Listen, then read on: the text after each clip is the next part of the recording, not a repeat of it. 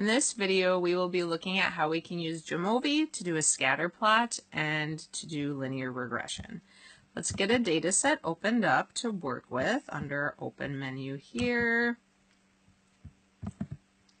Okay, now that we have the data ready, what we are going to do for the scatter plot is click on Exploration, and then we're going to go to this option Scatter Plot. Under that, we'll have X and Y axis, and what I'm going to look at is height and shoe size. So can we use the student's height to predict their shoe size? So height will be on our X axis, and we want shoe size on our Y axis. And here is our scatter plot. We can also have a line added to that plot for us if we want by checking the linear button down here, and there is our line.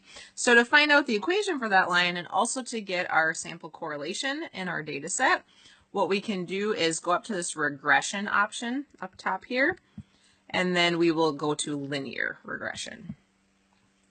Then you'll see we have the dependent variable, that is our Y variable, so that will be shoe size that we'll enter there.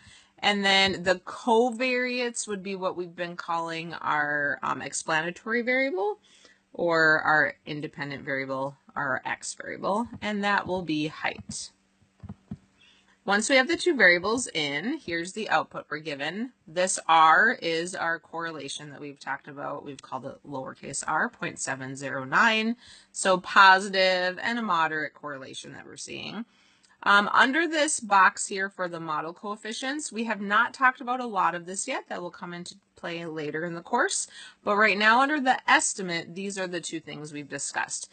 The intercept under the estimate would be our sample intercept of B0. The height would be our sample slope.